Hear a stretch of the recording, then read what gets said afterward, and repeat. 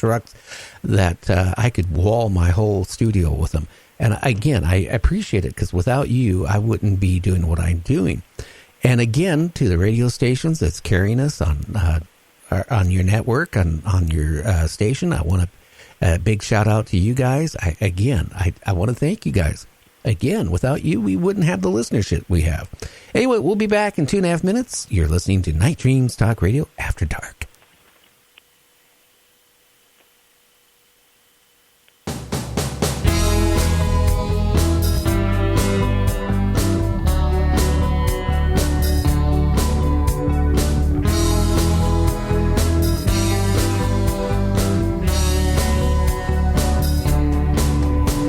Selfish and cruel since his youthful days in school. His siblings he never did treat well.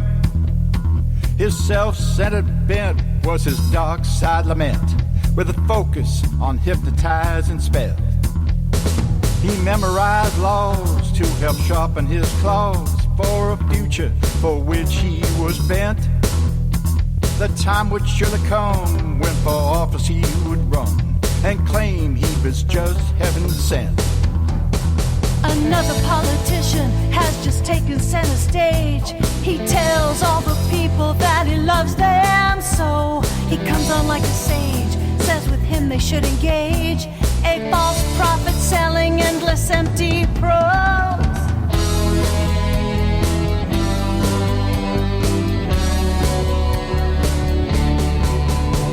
He stepped over dead bodies on his climb to the top. The highest post was his aspiration. But he forgot to read the fine print in the contract that he signed, which caused a U-turn to his final destination. He continued on his pathway of destruction and decay, never thinking that his wicked life would end. He never did take stock that the devil is not mocked, and all those broken fences will not mend. Another politician has just taken center stage. He tells all the people that he loves them so. He comes on like a sage, says with him they should engage. A false prophet selling endless empty prose. He feels no lament for the lives that he spent. A jackal who thinks he can't be touched. But there will come a day when the devil's birds of prey paint their canvas with his lost soul's carrion brush.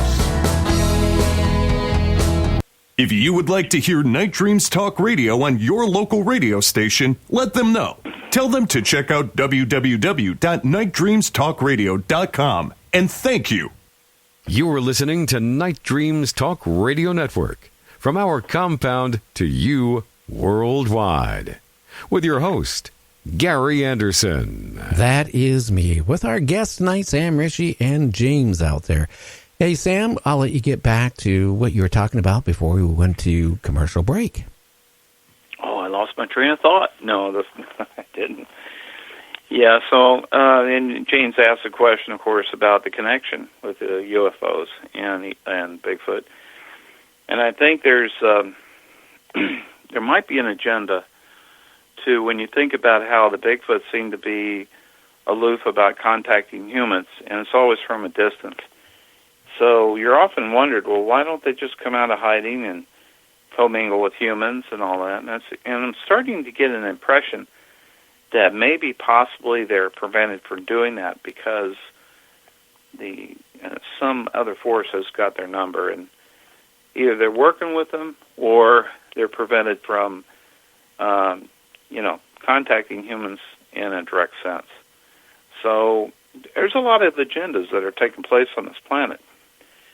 They're human agendas, but I think I'm referring to all the different ET agendas. And I think part of those agendas involve the other beings that inhabit the forest, and quite possibly the little people too, because I still haven't established if they are ETs themselves.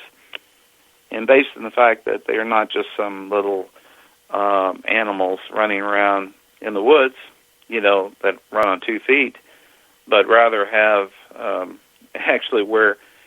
when one can actually wear a set of glasses, for instance. The one picture I had, and some of them wearing hats and things like that, almost like a society of people.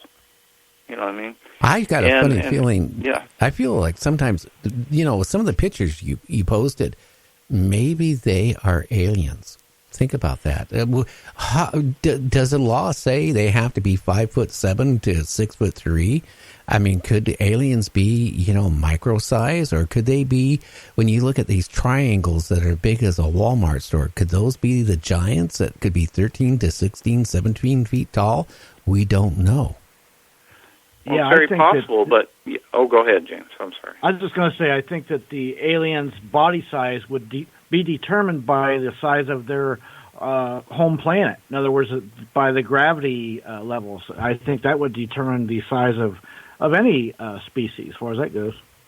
No, that's true, and they say that the our DNA is adjustable. I mean, our DNA will adapt to the environment. And I heard talk, and I don't know where I read it from, but let's say we were to colonize Mars with the change in gravity or the change of oxygen levels and things like that. Our bodies would change to match the environment.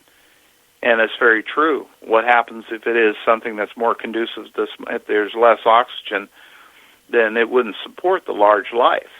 And that could have been the very same problem when you're talking about the very large, being the very large animals, the dinosaurs. Like the T-Rex.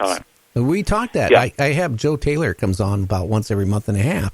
And the last time he was on, we were talking about that. Like people say, this killed off the dinosaurs.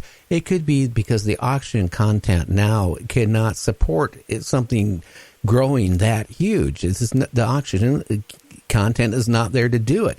Imagine another planet and another solar system. If they even had less oxygen content than we have, maybe the same thing would happen. Okay, maybe instead of being our height, they're half the height, or who knows what it could be.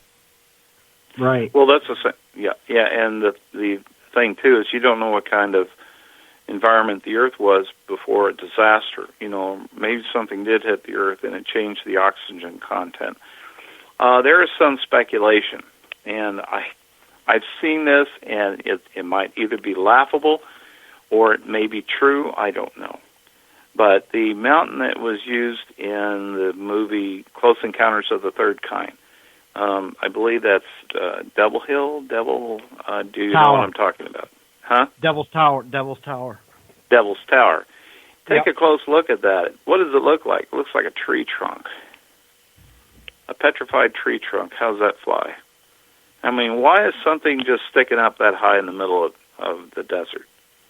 Was there a time, I'm speculating right now, was there a time on the Earth when the dinosaurs were here that the trees themselves were like giant trees, were really big? I mean, here in the Northwest, for instance, if you go down to the lower part of Greenwater, this place has been logged, all the virgin timber is gone. But if you go down to the bottom of part of our community, you can find some of these existing trunks, and they're easily 30, 40, 50 feet apart. I mean, the ones down there were, I'm just guesstimating, about 25 in diameter. That's huge. 25 feet in diameter or something like that. No, not quite that, 15. So, but there is the oldest tree that exists up here is in one of the camping areas. And you could walk down past this camping area. And whatever happened at the time, 500 years ago, when either the volcano went or something happened, that was the last remaining tree that was standing before new trees started growing. And this tree is huge. Matter of fact, it's almost like a small shed, about the perimeter of I think we measured it. It was all the way around, it was 30 feet, the perimeter of it. Well, I wouldn't doubt it. I wouldn't doubt it, because when I was a kid going up to redwoods in California, there was actually a tree that was cut out, and you could drive your car through it. Oh, I've seen pictures of that. Oh, yeah. So why am I going through this discussion when there's already the sequoia? But the thing is that there are other places where these trees existed. But then going back even further than that, if there's no evidence of the giant trees existing, perhaps they're already petrified, and perhaps they exist as towers. When I drove down through it's not Nevada. I drove down through New Mexico one time to head to Texas, and I went straight through the Navajo reservation, and they have these spirals of rock. One was called the Ship Rock, and it was visible for like 30 miles away, and this thing just goes up like 300 or 400 feet, straight up in the air. And you're looking at all this flat line, you're trying to ask yourself, how did these things get formed in the first place? I know there's the typical, I know we're veering off topic here, but I know that there's the geological explanations for these things, and, you know, they have to have a good explanation so it doesn't appear weird or anything like that. But it makes you wonder, you know, about some of the formations. I question a lot of those too. It's kind of an area of interest of mine that I just don't have time to pursue it as much as I'd like to, you know. Well, it's nothing wrong veering off the topic, because that's where our topic is, talk radio. So radio, we can go off and on, and that's the whole point. That's what makes it fun and interesting. It keeps it from getting boring. It keeps it fresh. Yep, that's true. And my mind will wander all over the place as a result. But that's okay, because it seems like one thing, that's the whole point. One thing seems to lead to another, and things always get connected. I got some news, though, while we're talking. I just checked the statistics off my server. We're breaking records tonight of downloads and demand on play. It's crazy tonight. It's just like, wow. Really? Oh, yeah. That's fantastic. That's interesting. Hey, I got another theory for you, Sam. You know how aliens abduct humans and do things. I've often wondered, why couldn't they do the same with Bigfoot? Who's to say they're not abducting Bigfoots and doing things and putting them back? Well, there's a report of a UFO that's actually what was seen hovering above a Bigfoot, and it was in a beam of light, and was brought down from it or brought up into it. I mean, if they do it with cattle, they probably do it with Bigfoots as well, or other other animals, Bigfoots, whatever. You know, did you guys see the posting tonight on one of the Facebook Bigfoot groups saying that as a cat, I can't remember what state, but there's supposedly a Bigfoot hunting humans? Oh, wow. I think, wasn't that, there was I don't know where that was. I know there was a Bigfoot. I saw it today. I saw it today. It was posted. There is a Bigfoot that's hunting humans? Hunting humans is one of the big groups, Bigfoot groups out there, one of the big ones, and there's a big article about it. Supposedly that there's a report, I can't remember what state it was, Montana maybe or something, that a Bigfoot is actually hunting humans. Wow. Well, it could be a rogue Bigfoot with a chip on his shoulder about humans, and honestly, I don't blame them sometimes. Well, yeah. I mean, when you see how we act all the time, if their forest is their domain or their place of residence, it's not exactly they have a land deed or title that they can show that you can't come on here and log our area or do whatever they do to the land they're living on. All they can do is just continually move off of land that's becoming less and less livable for them. So at some point in time, I can see how some of them might decide it's either do or die or fight back. You know what I mean? Well, it's called preservation, but or survival of the, Well, you know where I live, Sam? When I moved here 20 years ago, there was hardly any houses where I'm at in my development.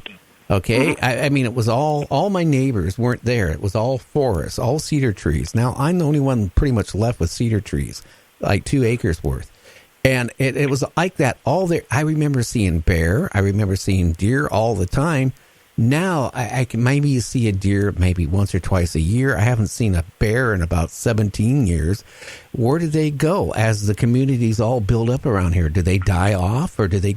There's no place for them really to go in this area anymore because it's all saturated with housing development.